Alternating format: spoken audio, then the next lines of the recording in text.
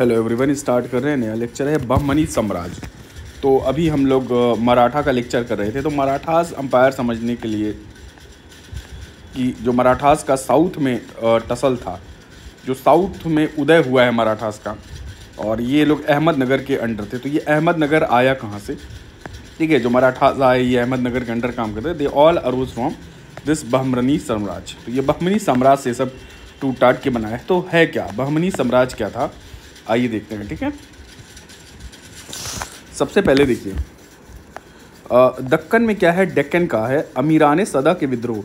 ये अमीरान सदा थे कौन? ये अमीरान सदा जो थे, सदा मतलब 100 विलेजेस जो होते हैं, 100 विलेजेस का ग्रुप, और उसका जो हेड होता था ये अमीरान सदा। ये बात की गई है प्रोविंशियल गवर्नमेंट्स की। किसकी? प्रोविंशियल गवर्नमेंट्स की। ठीक है, ये जो गवर्नमेंट्स एक तरह से तुगलक पीरियड में थे, तो तुगलक ने अमीरान सदा बना दिया था कई लोगों को, तो ग्रुप ऑफ विलेजेस। अब क्या हुआ, जैसे वीक हुआ एक तुगलक डायनेस्टी, जैसे वीक होना शुरू हुई, जब वीक हुई कौन सी डायनेस्टी? तुगलक डायनेस्टी जब वीक हुई, ठीक है, MBT कहते हैं, मोहम्मद बिन तुगलक, ऐसे कई बार रेफर किया जाता है। तो उसके बाद जो एक विद्रोह हुआ, दैट्स वाई, उसकी वजह से जो बहमनी साम्राज्य का स्थापना हुआ था 1347 में। अलाउद्दीन बहमन शाह, यह आप याद रखिएगा, 1347 में अलाउद्दीन हसन बहमन शाह ये था।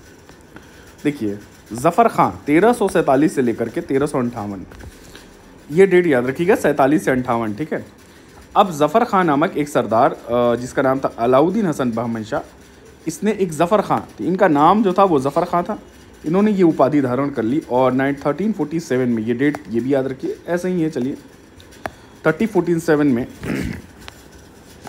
ये सिंहारूढ़ हुआ, मतलब सिंहासन पे आए बैठे, और इन्होंने बहमनी साम्राज्य की नींव डाल दी। ठीक है, उन्होंने गुलबर्गा को अपनी नव संस्थापित साम्राज्य की राजधानी बनाया, उसका अहमदाबाद जगह का नाम था, अहमदाबाद। ठीक है, और गुलबर्गा को अपनी नव संस्थापित साम्राज्य की राजधानी बनाई, और उसका नाम क्या रखा? अहमदाबाद। ठीक है, उन्होंने अपने शासन के लिए 4 तरफों अथवा प्रांतों में विभाजित किया। तो शासन के लिए उन्हें साम्राज्य को जो है 4 तरफों में बांटा। ठीक है, 4 पार्ट्स में या प्रांत में विभाजित किया, जैसे गुलबर्गा, दौलताबाद, बरार, बिदर। ठीक है, अगर मैं आपको दिखाऊं, ये बरार दिख रहा है आपको, ठीक है, ये बिदर भी दिख रहा है, ठीक है, ये गोलकोंडा हो गया, ये अहमदनगर, ठीक है, और ये आपका बीजापुर। तो ये सब इस तरह से, ये तो बहुत लेटर एम्पायर में हुआ था, लेट पीरियड में थोड़ा हुआ है। ठीक है, तो अर्ली कितने 4, बाद में 8 तरफ में भी बन गए थे या ज़्यादा थे, ये 4 तरफ हैं। ठीक है, तो 4 तरफ जो है इसमें दिखाया जा रहा है, एक था गुलबर्गाबाद, दौलताबाद, बरार, बिदर, और प्रत्येक प्रांत एक तो खुद तो ये अहमद बहमन शाह, इनके अंडर क्या था? अमीरान सदा था तुगलक में, और उसने तोड़ा, फिर अपने ही साम्राज्य को उसने गुलबर्गा, दौलताबाद, बिदर ये सब में डिवाइड कर लिया। ठीक है, इसमें सबसे महत्वपूर्ण ये बीजापुर सम्मिलित किया गया था। ठीक, दक्षिण के हिंदू शासकों को उसने अपने अधीन किया था, और अपने अनुयायियों को पद और जागीर वागीर ये सब इसने दी। और देखिए उसने हिंदू से जजिया लेने का भी इसने आदेश दे दिया था। कौन? जो पूरे बहमन एम्पायर का जो ये था, अलाउद्दीन हसन बहमन शाह। और इसने दबूल पर अधिकार किया था अपने लास्ट डेज में। ये समुद्री तट पे इलाका है, क्या है? दबूल। ठीक है, दबूलिया में भी ठीक है, बहमन साम्राज्य से महत्वपूर्ण बंदरगाह था। ठीक है, तो ये बंदरगाह है दबूल, या शायद इस टाइम धबोल कहते हैं। ठीक है, तो ये हो गया। कहा जाता है वो अपने अर्ध पौराणिक ईरानी योद्धा, ये एक बहमन शाह एक योद्धा था, अर्ध पौराणिक ईरानी योद्धा था, और उसका वंशज ये मानता है खुद को। किंतु लोक श्रुतियों के अनुसार बहमन उसके ब्राह्मण आश्रयदाता के प्रति आदर के प्रतीक था। तो बहमन लिखा, इसने जो नाम रखा, ये बहुत लोग कहते हैं ब्राह्मण से रखा है, जो आश्रयदाता थे इसके और उसके प्रति आदर था इसके, इसलिए नाम इसने बहमन रख दिया, ब्राह्मण बहमन। ठीक है, चलिए इस पर कई इशूज़ हैं। 11 फरवरी 1358 को इसकी मृत्यु हो गई। तो 1358 पे मृत्यु हो गई। मोहम्मद शाह प्रथम 1358 से 75 तक एक आया, मोहम्मद शाह प्रथम, और ये जो है ये कुशल संगठन किया इसने, और विजयनगर तथा वरंगल की युद्ध इसी के काल की घटना है। तो एक जो विजयनगर का और या वरंगल का जो युद्ध है, ये मोहम्मद शाह के पीरियड का है। इसी के समय में बुक्का प्रथम के विरुद्ध युद्ध में पहली बार बारूद का प्रयोग किया गया। तो पहली बार बारूद का प्रयोग किया गया बुक्का प्रथम के विरुद्ध, किसमें? मोहम्मद शाह प्रथम के अंडर, जिससे रक्षा संगठन में नई क्रांति पैदा हुई।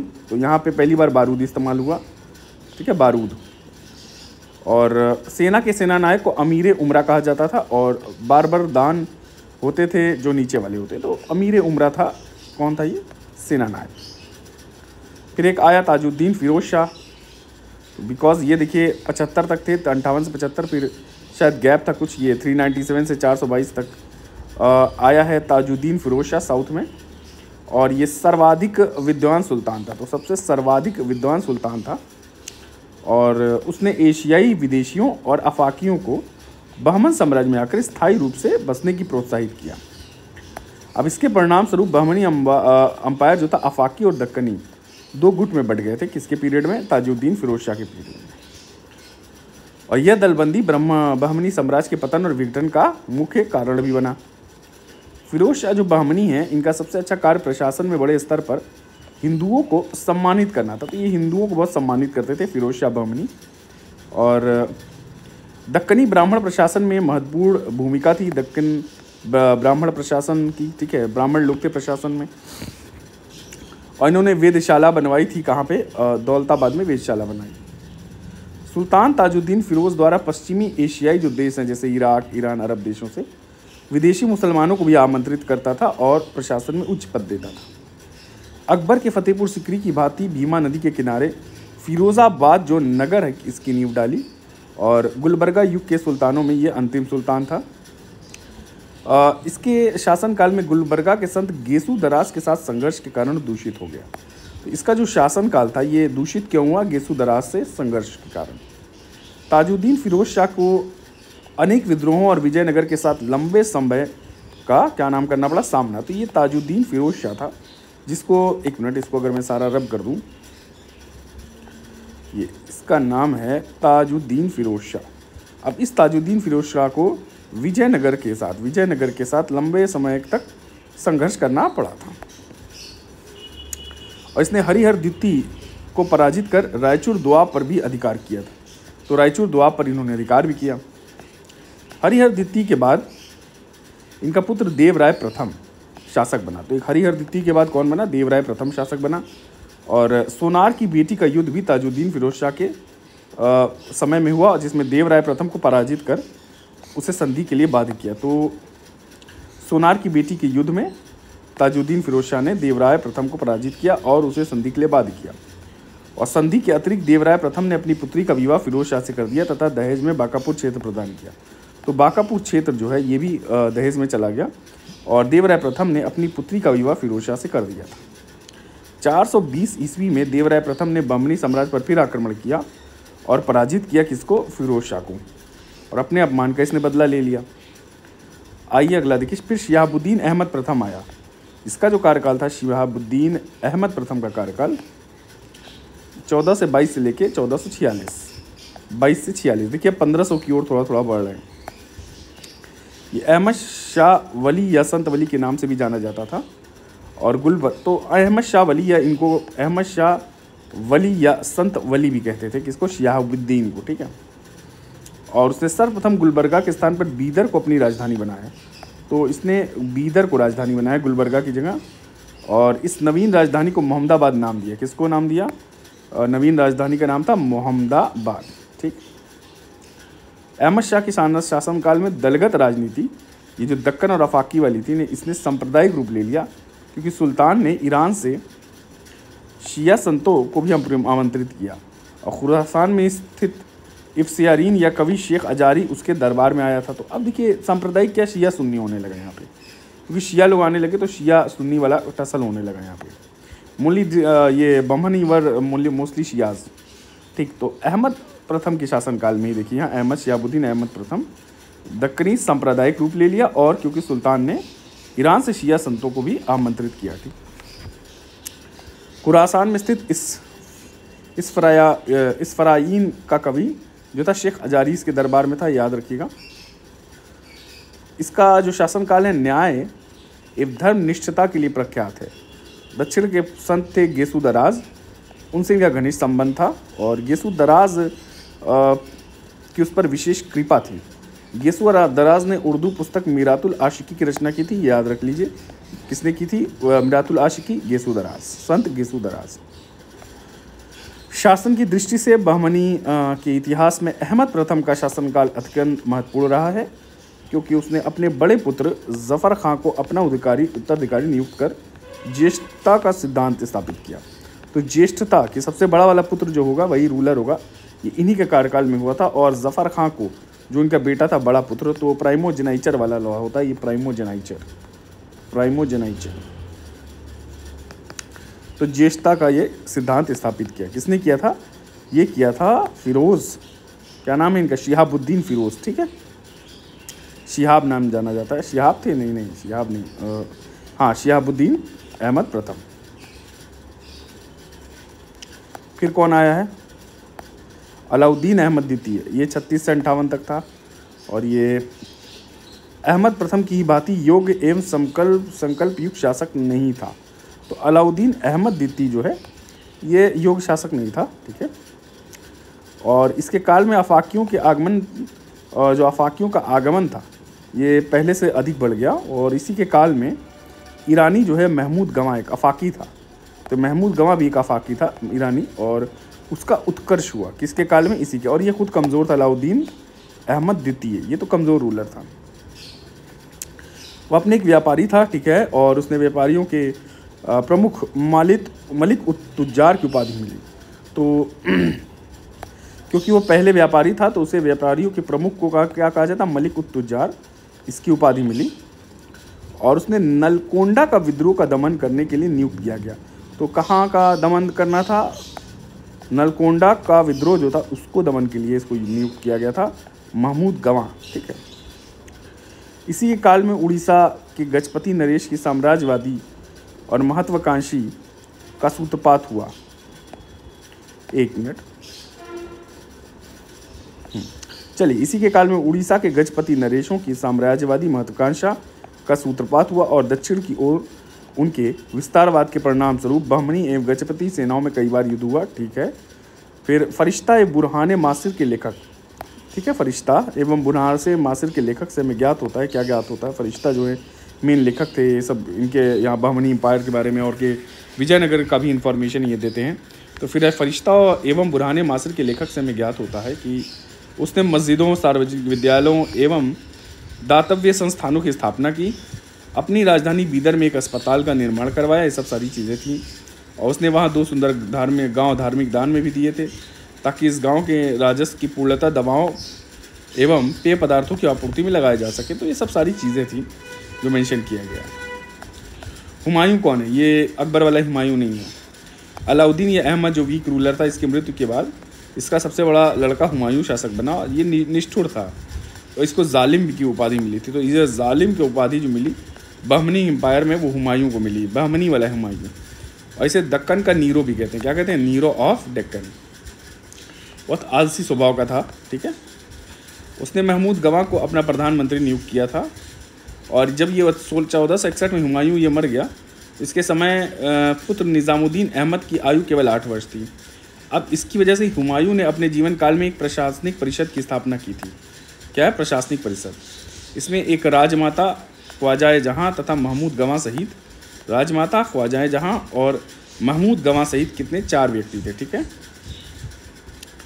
और इस परिषद का शासन 3 साल था, लगभग 2 साल, 1461 से लेकर के 63 तक। और प्रशासनिक जो परिषद बना है, इसने उदारवादी और समझौता नीति का अनुसरण किया था। तो किसका अनुसरण किया था? इस प्रशासनिक परिषद ने उदारवादी और समझौता नीति का अनुसरण किया। फिर शमसुद्दीन मोहम्मद तृतीय 1463 से लेकर के 1482, इनका लंबा कार्यकाल रहा, लगभग 19 साल का। राजरोहण के समय जो मोहम्मद तृतीय हैं, ये 9 वर्ष के थे और वह बहमनी राजवंश का अंतिम प्रमुख शासक था। और महमूद गवां तो देखिए अभी भी इसका प्रधानमंत्री था। और उसके शासनकाल में ख्वाजा जहाँ की क्या है? मृत्यु हो गई। किसकी मृत्यु होगी? ख्वाजा जहाँ की मृत्यु हो गई। और इसके पश्चात महमूद गवां को ख्वाजा जहाँ की उपाधि प्रदान की गई। और महमूद गवां ने अपरिमित राजभक्ति से बहमनी राज की सेवा की तथा कुशल कूटनीति व सैनिक नेतृत्व से उसे ऊंचाई तक पहुंचाया। पर इनको भी बाद में ये शमसुद्दीन मोहम्मद तृतीय मरवा देता है। किसको? महमूद गवां को। याद देखेंगे आगे। सबसे पहले उसने मालवा पर अधिकार किया। ये किसने? ये गवां की बात हो रही, महमूद गवां की अधिकार किया। उसके बाद सबसे महत्वपूर्ण सैनिक सफलता गोवा पर अधिकार प्राप्त करना था। गोवा पश्चिमी समुद्री तट पर सर्वाधिक प्रसिद्ध बंदरगाह था, ठीक है, और यह विजयनगर के संरक्षित क्षेत्र में आता था। क्या? गोवा। तो ये गोवा पे कब्जा करना इसका बहुत बड़ा एम था, ठीक है। तो महमूद गवा ने नव विजित जो प्रदेश हैं सहित भूतपूर्व 4 तरफों को 8 तरफों में बांटा। तो भूतपूर्व के 4 थे और 9 मिलाकर के 8 तरफ हो गई। ये महमूद गवा नहीं किया। और इसमें विभाजित किया बरार को गाविल और माहुर, ठीक है, गुलबर्गा को बीजापुर गुलगर्बा। तो 4 को 4x2 कर लीजिए। बरार किस में टूटा? गाविल और माहुर में। और यहाँ गुलबर्गा क्या है? गुलबर्गा को बीजापुर गुलबर्ग में, और दौलताबाद को दौलताबाद जुन्नार में, और तेलंगाना को वरंगल में, ठीक है, राजसमुंद्री और तेलंगाना, इन सब में विभाजित किया गया। तो राजसमुंद्री, तरंगल, ये सब बहमनी एम्पायर में सब आ रहा था, ठीक है, 1300 से। ये पूरा है महमूद गवा का तरफ वाला, ठीक है, कि 8 तरफ बन गए थे, 8 प्रांत, ठीक। अब आगे देखिए, उसने क्या किया, प्रत्येक जो भी प्रांत है उसमें थोड़ी थोड़ी सी ज़मीन लेकर उसे खालसा भूमि में परिवर्तित किया। और इसके अतिरिक्त जो प्रांतीय गवर्नर के सैनिक अधिकारों में भी कटौती की, और पूरे प्रांत में केवल एक किले को ही प्रत्येक गवर्नर के अधीन रहने दिया। तो एक किला एक ही गवर्नर के अंडर होगा, और खालसा भूमि में भी कुछ ज़मीन कन्वर्ट कर दी गई थी। महमूद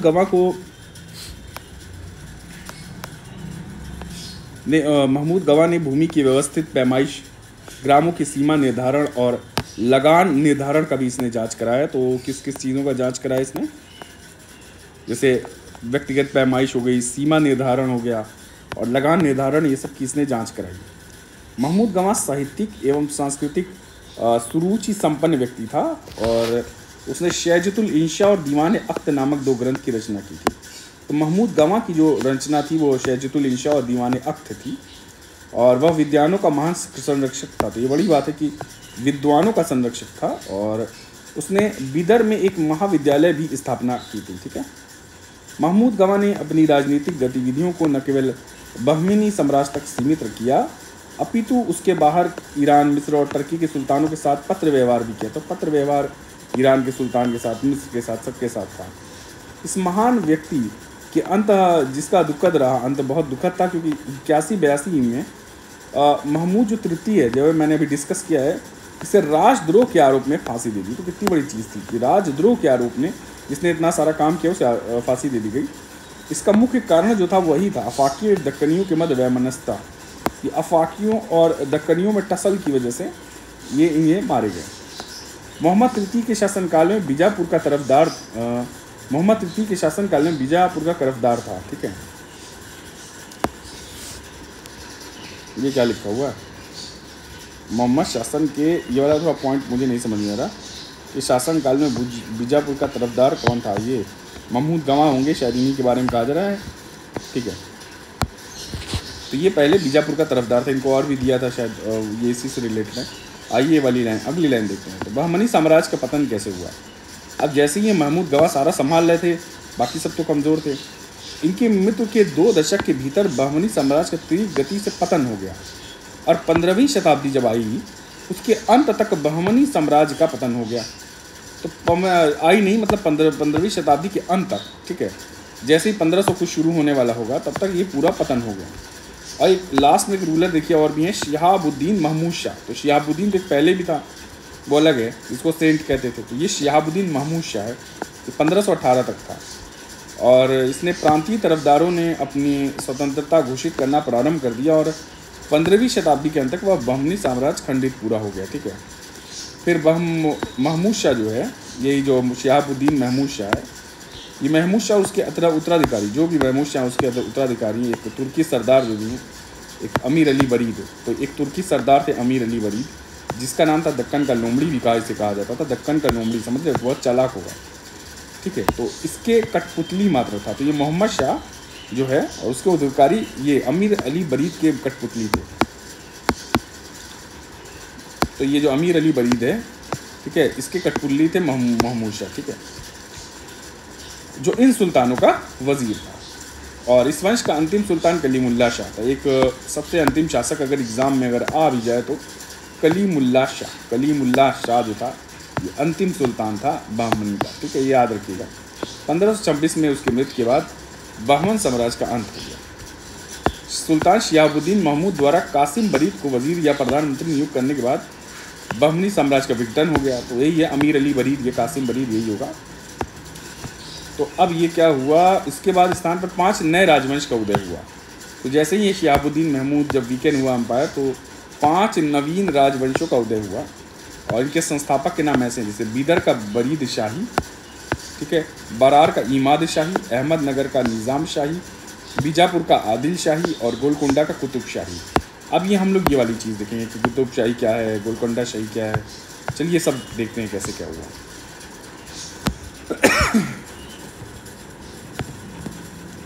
बरार है, बीजापुर है, तो ये 2 पेज और हैं, आइए देखते हैं इसको।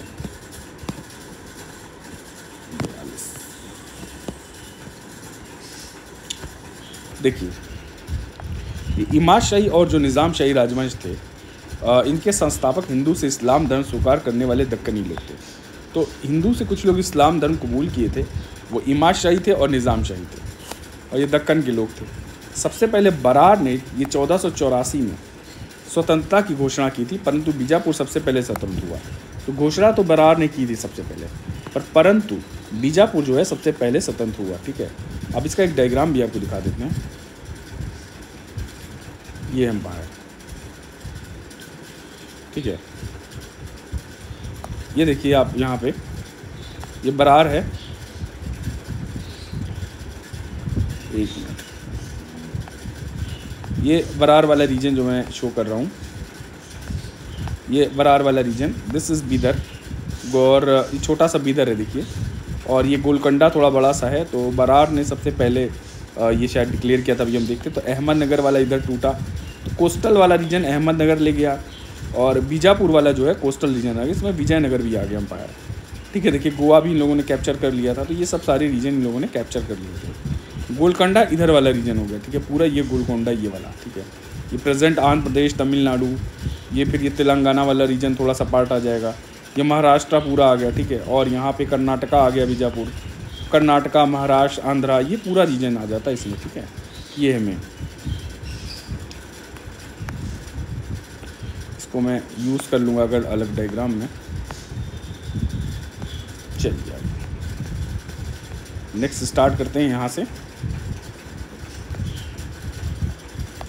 यहाँ से हम लोग देख लेंगे क्या है क्या नहीं है, ठीक है,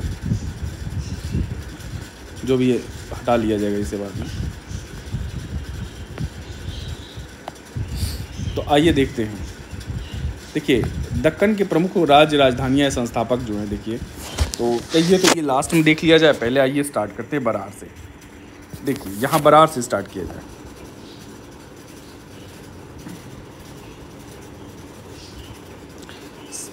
बरार, देखिए, सबसे पहले बहमनी साम्राज्य से अलग होने वाला जो था वो बरार था।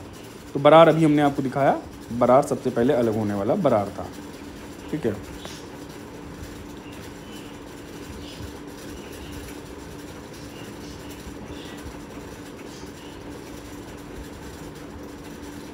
ये बरार, तो माना ये गया जो बरार वाला रीजन है सबसे पहले अलग हुआ, ठीक है। तो बरार था, और जिसे फतहुल्लाह इमाद शाह ने 1484 में स्वतंत्र घोषित करके इमाद शाही डायनेस्टी की स्थापना की, और 1574 में बरार को अहमदनगर ने हड़प लिया। तो 1574 बहुत लेट पीरियड था जब अहमदनगर ने बरार को हड़पा। और फिलहाल फतहुल्लाह इमाद शाह, तो बरार पे किसका रूल था? इमाद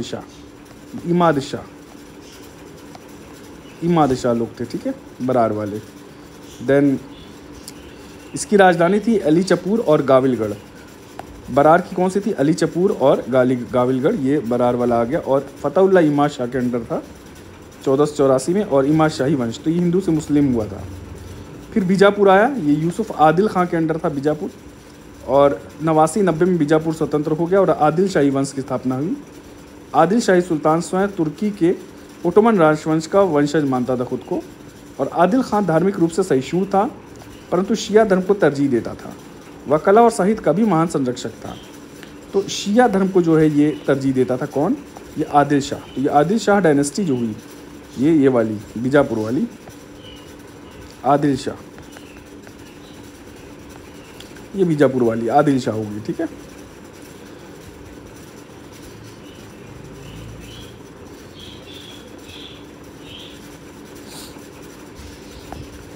अब इब्राहिम आदिल शाह एक रूलर था 34 से लेकर के 58 तक। तो इब्राहिम बीजापुर का पहला सुल्तान था। हालांकि ये पहले ही वो अलग हो गए थे। यूसुफ आदिल खान ने 84 से 89 से 90 तक का इनका कार्यकाल था, जो बीजापुर के स्वतंत्र घोषित किया था इन्होंने। और आदिल शाह वंश की स्थापना भी इन्होंने यूसुफ आदिल खान ने की थी। और इब्राहिम आदिल शाह लिखा है 1534 से 58, ये बीजापुर का पहला सुल्तान था जिसने शाह की उपाधि धारण की। तो शाह की उपाधि इसने धारण की थी, इब्राहिम आदिल शाह ने। और फारसी के स्थान पर हिंदवी को राजभाषा बनाया। तो इसने दक्कनी उर्दू जो होती है, हिंदवी जो कहा जाता है, इसको राजभाषा बनाया, किसकी जगह? फारसी की जगह। तो ये बहुत बड़ी बात थी। हिंदुओं को इसने अनेक पदों पर नियुक्त भी किया था, इब्राहिम आदिल शाह। फिर अली आदिल शाह था 58 से 80 तक। तो इब्राहिम के बाद उसका पुत्र था अली आदिल शाह, गद्दी पर बैठा। और इसका विवाह अहमदनगर के हुसैन निज़ाम शाह की पुत्री चांद बीबी से हुआ। तो जो अली आदिल शाह है, इसका जो विवाह हुआ है, ये पुत्री चांद बीबी किसकी पुत्री थी? अहमदनगर के हुसैन निज़ाम शाह की पुत्री थी, चांद बीबी, इनसे हुआ था। इसे सूफ़ी के रूप में भी जाना जाता है। तो अली आदिल शाह जो है, अली आदिल शाह, इसको लोग सूफ़ी भी कहते हैं, ठीक है। चांद बीबी से शादी हुई। और बीजापुर स्थित गोल गुंबद का निर्माण जो है, ये मोहम्मद आदिल शाह ने ही करवाया। तो जो गोल गुंबद है, यह आदिल शाह ने करवाया है। यह सबसे संसार का सबसे बड़ा गुंबद है, दूसरा सबसे बड़ा। और अब देखिए, इब्राहिम आदिल शाह द्वितीय आए हैं 2। तो द्वितीय का है 1580 से 1627। तो इनका भी अच्छा रूल रहा है, काफ़ी लंबा पीरियड रहा है। विद्या प्रेमी थे और विद्या के संरक्षक भी थे। प्रजा उसे उदार दृष्टिकोण के कारण जगत गुरु कहती थी। तो किसी बहमनी एम्पायर के किंगडम, ये लोग जो हैं, जगत गुरु की उपाधि अगर किसी को मिली है, किसको मिली है जगत गुरु की उपाधि? ये इब्राहिम आदिल शाह 2 को मिली। थोड़ा सा मैं कलरिंग किया हूँ, तो यहाँ थोड़ा क्षमा चाहूँगा। तो इब्राहिम आदिल शाह 2, तो एक बड़ा आदिल शाह जो था, उसको भी लोग सूफ़ी टाइप बनाते थे। ये था वो थोड़ा और सही व्यक्ति था। और आदिल शाह 2 जो है, इसको भी जगत गुरु की उपाधि दी गई थी, ठीक है, 1580 से लेकर के 1627 तक। ये था आदिल शाह वाला, ठीक है। आगे देखते हैं। गरीबों की सहायता करने में अबला बाबा, कारण उसे अबला बाबा अर्थात निर्धनों का मित्र। तो आदिल शाह 2 को अबला बाबा या निर्धनों का मित्र भी कहा जाता था, क्योंकि बहुत गरीबों की मदद करता था। तो निर्धनों का ये मित्र भी था, निर्धनों का मित्र। इसके काल में सुल्तान की चाची चांद बीबी बीजापुर की वास्तविक शासिका रही। तो चांद बीबी जो है, इसकी शासिका वास्तविक रही, जो कि आदिल शाह की बेटी थी। तो सुल्तान की चाची मतलब इनका भतीजा था, ये लग रहा है।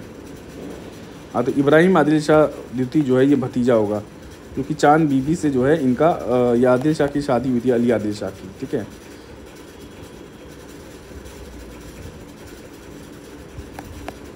ऐसे सूफी वूफी लोग भी कहते थे। अब जब अली आदिल शाह के बाद इब्राहिम आदिल शाह आया, ठीक है, ये इनका भतीजा था। चलिए आइए। तो इब्राहिम आदिल शाह द्वितीय ने हिंदी गीत संग्रह किताबें नौरस, तो आदिल शाह इब्राहिम आदिल शाह 2, तो इब्राहिम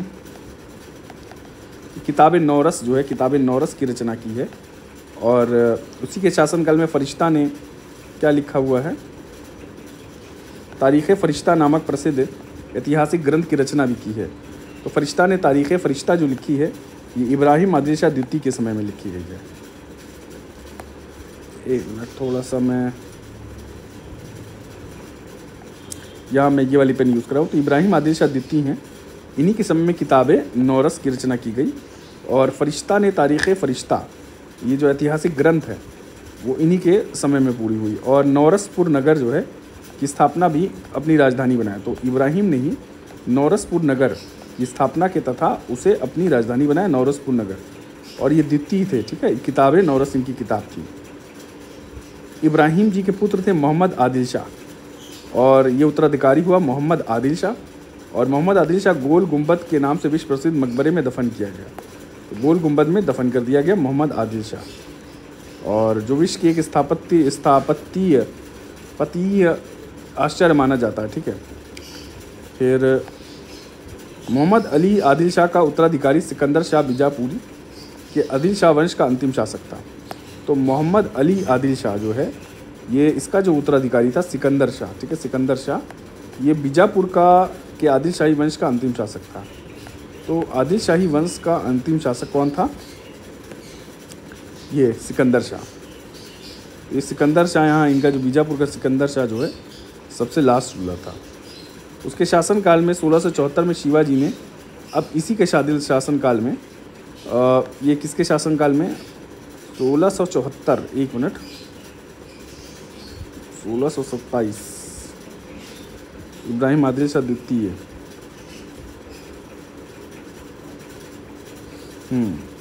तो ये जब सिकंदर शाह रहा होगा तब की बात है, ठीक है। तो उसके शासनकाल में 1674 ईस्वी में शिवाजी ने रायगढ़ में छत्रपति के रूप में अपना राज्याभिषेक करवाया। तो किसने? छत्रपति शिवाजी ने जो राज्याभिषेक करवाया था अपना, ठीक है, वो इसी के समय में, ठीक है, सिकंदर शाह था में भी, ठीक। 1686 में बीजापुर का एक स्वतंत्र राज्य के रूप में अस्तित्व ये समाप्त हो गया। तो लगभग जब 1686 आया तो बीजापुर का राज्य जो स्वतंत्र राज्य है, ये इसका जो है, इसकी स्वतंत्रता चली गई। देखिए औरंगज़ेब भी आएगा भी, जब उसे मुग़ल बादशाह औरंगज़ेब ने जीतकर अपने में मिला लिया। तो औरंगज़ेब ने बाद में 1686 तक इस बीजापुर को 1686 तक औरंगज़ेब ने क्या किया? अपने में मिला लिया, ठीक है, औरंगज़ेब। और ये तो इमाद शाह वाले बरार थे, हम लोग देख चुके हैं। आदिल शाह वाला भी देख लिया है सब, ठीक है। 86 में औरंगज़ेब ने मिला लिया था। देन आता है अहमदनगर। 1490 में अहमद शाह ने अहमदनगर के निज़ाम शाही राजवंश की स्थापना की। ये है अहमदनगर। ये पूरा महाराष्ट्र वाला है, हमें लग रहा है मुंबई वाला रीजन प्रेजेंट डे आ जाएगा, ठीक है। ये अहमदनगर, ठीक, ये अहमदनगर हो गया, ठीक है। तो अहमदनगर हो गया। जो मुंबई देखी यहीं पे है। तो अहमदनगर में ही बम्बई आता था। अगर कोई आपसे पूछे तो अहमदनगर में क्या आता था? बम्बई, ठीक है। तो यहाँ से शुरू करते हैं कि 1490 में अहमदनगर की कि निज़ाम शाही राजवंश की स्थापना की और उसने निज़ामुल मुल्क की उपाधि धारण की। थोड़ा सा मैं पेन की विड्थ चेंज कर लूँ, चलो ठीक है। उदाहरण के लिए महमूद गवाह को प्राणदंड देने के पश्चात मलिक अहमद को बहमनी साम्राज्य का वजीर नियुक्त किया गया था, ठीक है। अच्छा, ये पूरा देखते हैं फिर से क्या है। देखिए 1490 में अहमदनगर के निज़ाम शाही राजवंश की स्थापना की गई और उसने निज़ामुल मुल्क की उपाधि धारण कर दी थी। यहाँ कुछ महमूद गवाह के बारे में कि इसको जब प्राणदंड दिया गया तो मलिक अहमद को बहमनी साम्राज्य का वजीर नियुक्त किया गया था। मलिक अहमद ने ही अहमदनगर की स्थापना की, ठीक है, और जुन्नैर से वहाँ अपनी राजधानी स्थानांतरित की। तो ये मलिक अहमद था जिसने अहमदनगर की स्थापना की और जुन्नैर से वहाँ अपनी राजधानी स्थानांतरित की, ठीक है।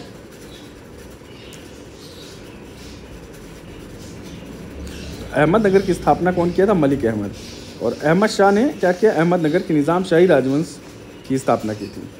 अब देखिए बुरहान निज़ाम शाह, मलिक अहमद की मृत्यु के बाद उसका 7 वर्ष पुत्र जो था बुरहान, वो शासक बना और उसे मुकम्मल खां दक्कनी के युग में एक प्रधानमंत्री मिला। तो मुकम्मल खां दक्कनी एक प्रधानमंत्री था जो बहुत योग्य था, बुरहान निज़ाम शाह को मिल गया। फिर उसके बाद हुसैन निज़ाम शाह आया और उसको शासनकाल में दक्कन के इतिहास का एक युगांतरी युग के रूप में स्वीकार किया गया है। इसके शासनकाल को एक युगांतरकारी युग के युग में माना जाता है। 1526 में बीजापुर की जो आदिल शाह हैं, गोलकुंडा के इब्राहिम कुतुब शाह और बीजापुर के आदिल शाह और विजयनगर के राम राय की संयुक्त सेनाओं ने अहमदनगर पर आक्रमण किया। तो एक गोलकुंडा, विजयनगर और बीजापुर, ये देखो गोलकुंडा, विजयनगर और वजीपुर, इन लोगों ने मिलकर के ये सब गए और इन तीनों ने अटैक किया। कहाँ अटैक किया? इन दोनों ने, गोलकुंडा वाले ने, गोलकुंडा वाले गए, बीजापुर वाले गए, विजयनगर, ये सब अहमदनगर पे अटैक करने गए, ठीक है। कौन गया? गोलकुंडा, बीजापुर और विजयनगर, ये तीनों लोग मिल करके गए कहाँ पे? अहमदनगर पे अटैक करने के लिए, ठीक है।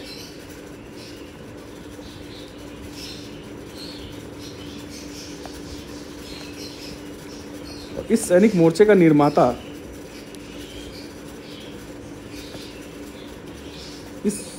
एक मिनट, चलिए मैं इस लेक्चर को थोड़ा एंड कर रहा हूँ, ठीक है। तो थोड़ा सा और डिटेलिंग होगी तो ये नेक्स्ट लेक्चर से मैं यहाँ से नेक्स्ट लेक्चर से करूँगा, ठीक है, 1552 वाला। Thank you.